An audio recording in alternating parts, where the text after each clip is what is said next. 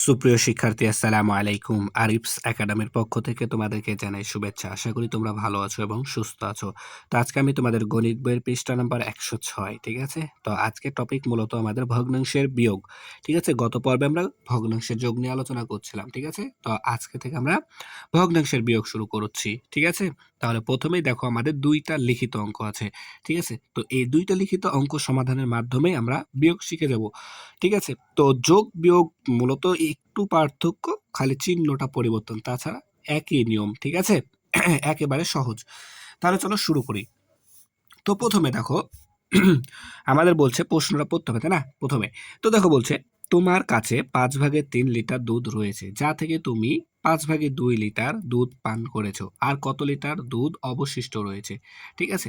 তো দেখো তোমার কাছে দুধ ছিল 5.3 লিটার, সরি 5/3 লিটার, 5/3 লিটার, তা থেকে তুমি 5/2 লিটার দুধ পান করে ফেলেছো, ঠিক আছে?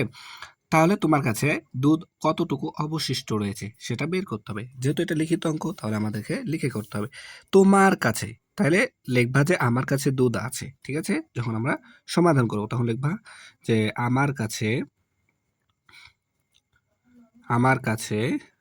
দুধ আছে, আছে সমান সমান 5/3 লিটার, ঠিক আছে না? 5/3 লিটার। আচ্ছা, এখন আমি পান করেছি, তাহলে আমি দুধ পান করেছি কত লিটার? 5/2 litre, 5/2 litre.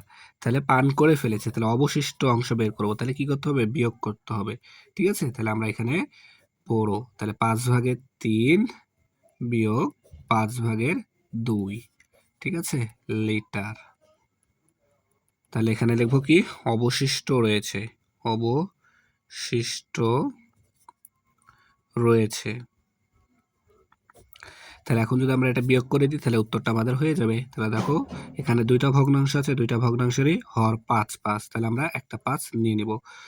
এখন প্রথম ভগ্নাংশের লব আছে 3, তাই 3 দিব। এখানে বিয়োগ চিহ্ন আছে, তাই এখানে বিয়োগ দিব।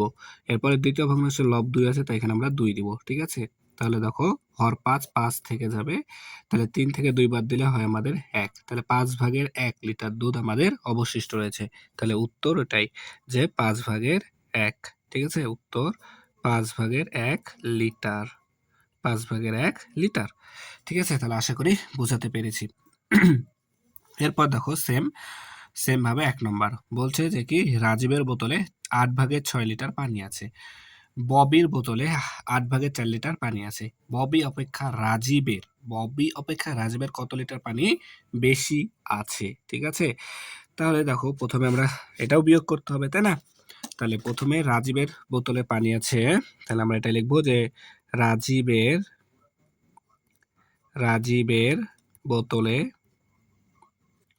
বোতলে পানি আছে, পানি আছে আছে সমান সমান কত?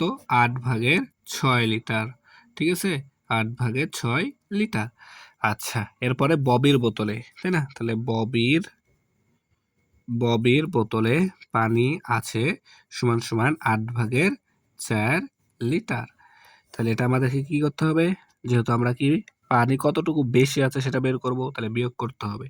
তাহলে বড় 8/6 বিয়োগ 8/4, ঠিক আছে?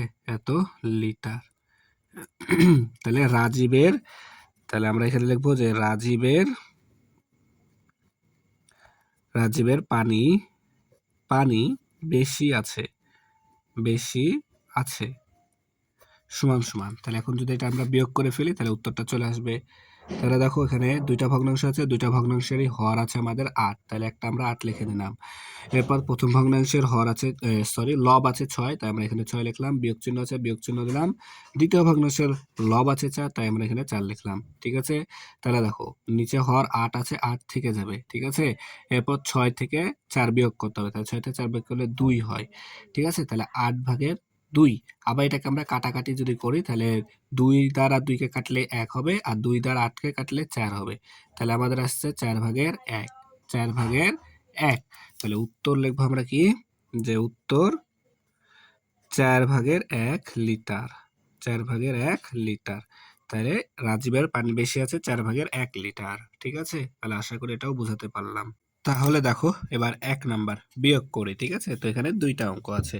ঠিক আছে? একেবারে সহজ। তো ১ম টা আছে দেখো ৮/৫ বিয়োগ ৮/১। ঠিক আছে?